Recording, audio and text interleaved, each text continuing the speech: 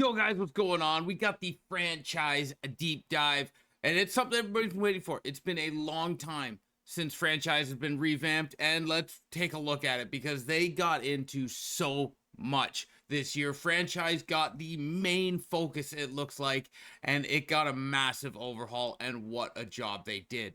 So we're going to dive into it. This is an extremely long video. Their deep dive was 17 minutes. I'm going to put the link to the entire deep dive description down below. If you want to check that out, go check that out. But over the next 3 days, I am going to be diving in and breaking everything down with the franchise deep dive. Today, we're going to go over a general blanket of everything they got. And then the next couple of videos, we're going to go deeper into everything in franchise, each individual section. So if you don't want to miss that, hit the sub button. But let's get into this franchise deep dive. And no better place to start than the all-new hub. And let's take a look at this new hub and what changes they made to make life so much easier.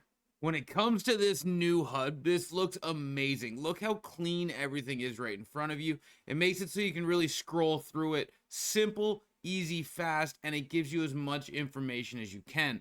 You got the basics down the left-hand side here, and then we're going to see, after we look at the basics down the left-hand side, we got along the bottom, projected goalies. This shows you the upcoming game for that goalie and how they're doing. And then down the side, it's the matchup on that in particular game. So when you're seeing maybe you got a bad matchup against Vancouver or you got a bad matchup against Ottawa where your team doesn't play as well, you might have to change some lines up or something to get that matchup more in your favor.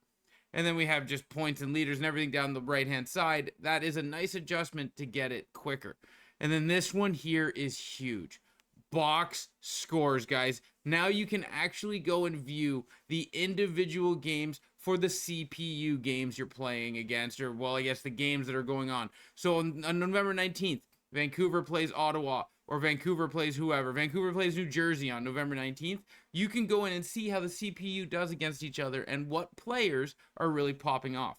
Now, where this comes into effect is you can really get a good look at what players do well in which category for simming, right? Because that's essentially what franchise mode is. That's how I do it anyway, is I the GM and I sim everything, and more information is crucial. Game logs. This lets you see Elias Pettersson on each individual game that he plays, how he's performing, how he's simming, and you see he gets more shots on the road or at home. You don't know. Well, this way you can know if you use the splits. So this is game log. We're going to go down to splits, and splits shows you his last 10, how he performs on the home, how he performs on the road, how he performs with division games, east, west. This is crucial because if your team is losing West Coast games, you just need to go find a guy playing good in the West Coast. Contract negotiations, guys. This is huge. This is something that we needed adjustment to. Now, you're going to see here organization interest. That's just plain and simple the interest this player has to come to you. Contract and organization are two separate things now. So you have contract interest. What you're going to pay them is going to be massive, and whether or not they're even interested in your team.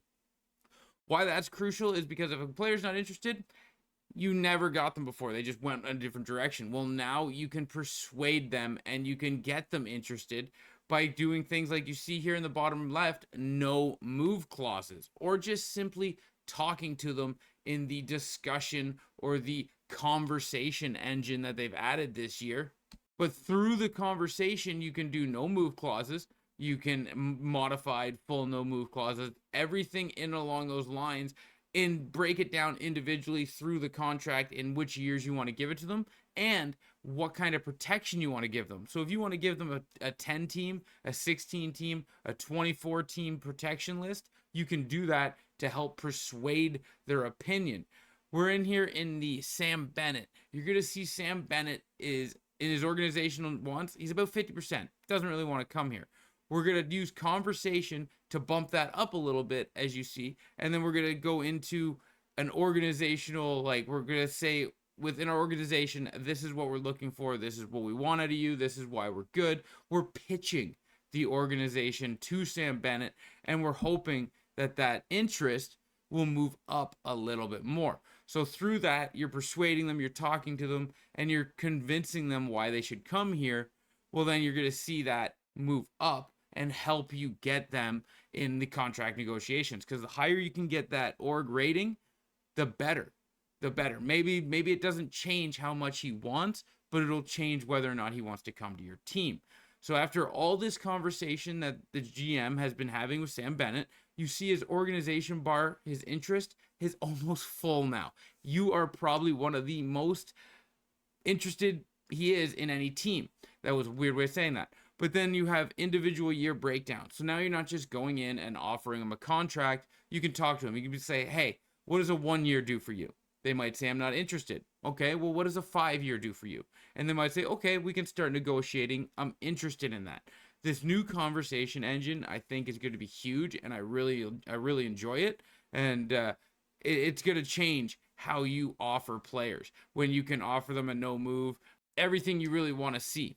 So we're looking here at the no move list. We're going to go into Aaron Ekblad, who's a modified no move.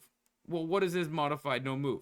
He has a 12-team not modified no move, so he gave you 20 teams he's willing to go to. So you can now only trade to those 20 teams or have a conversation to sway his opinion and maybe give you more of a list. But the 20 teams he's going to give you, that handcuffs you. If they're not interested and he's not interested in any other teams, that's where you're staying. So here they're going to see, can you waive your rights? Can you give us more of like a flexible giving those other 12 teams? He said no. That's a part of the contract. He said, nope, I am not going anywhere else. You are just dealing with that. And then you also have conversations. We're going to start a conversation with Matthew Chuck. You see down there, we got season goals, on ice play, and clause options. We're going to go to clause options, and I'm going to talk about the season goals and the on ice later. But when we go into clause options, we're asking him if he's willing to move his clause even a little bit. And he says he's not. I'm not willing to move it, and that's part of it. Again, we've seen it with Ekblad. If he's not willing to move it, you just can't trade that player to that team, and you're stuck with the 20-team list. Or if a full no move, he does modify it, which is right there, he wants to go to Montreal, then you can trade only to Montreal. Now, the season goals that I was talking about. Korchinski, if you go into Korchinski, he's just one of the examples here, you can use this player, or you can use this goal to set for him to boost his overall, his performances. You can boost your player and send him in a positive potential direction that you're looking for. So you give him a season goal. If he hits it, boom, he gets a bonus or a buff.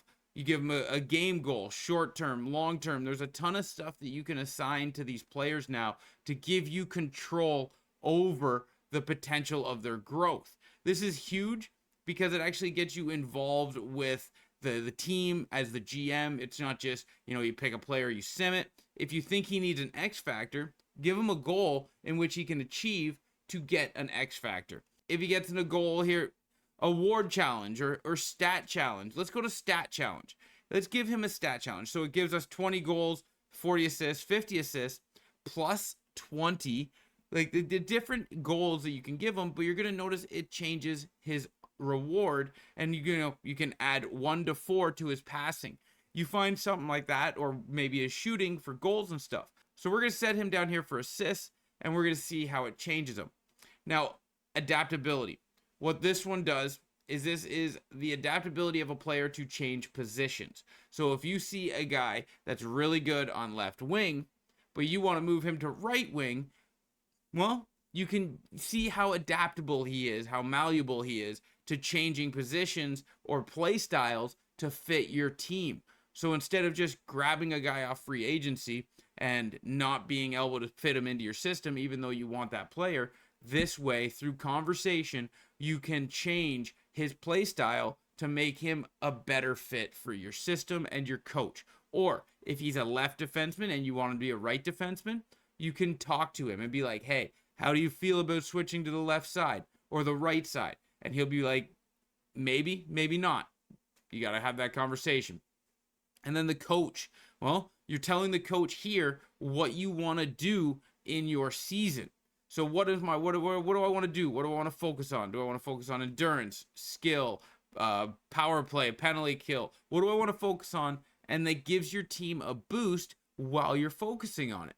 That's a pretty huge adjustment that allows you as a manager to tell your coach what you're seeing and what you want to work on.